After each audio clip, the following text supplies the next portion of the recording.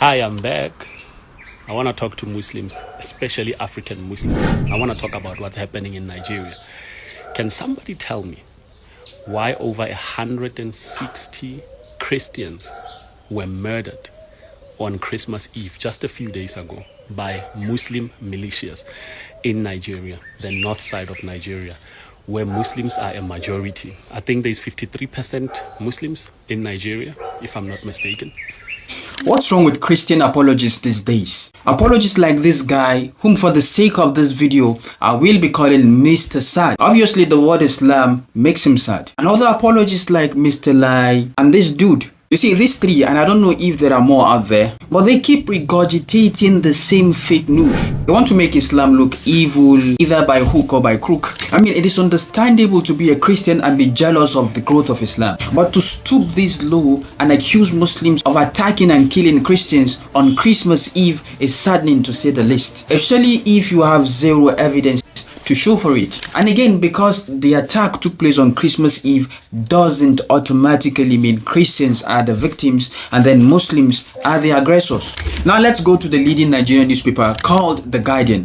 This is the same newspaper Mr. Lai referenced his viewers to. It boldly states at least 160 dead and 300 wounded after attacks by armed gangs.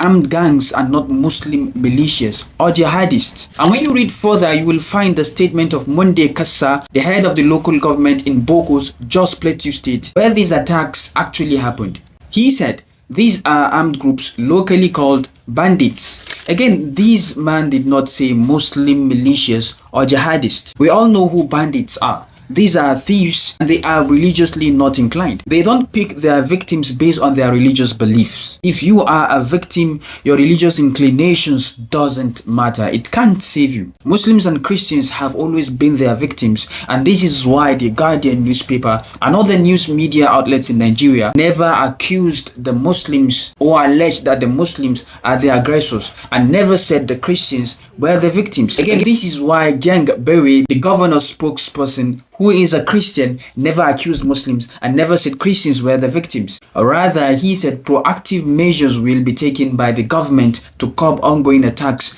against innocent civilians. Now ask yourselves, who are these civilians? Of course, the people residing in these villages. Again, ask yourself, who are these people? You see, the Muslims and the Christians are the people, meaning they are the victims of these attacks. Although I must say Christians are in the majority group and Muslims, of course, are the minority group. So please ignore fake apologists like Mr. Sad. Catch you in the next one.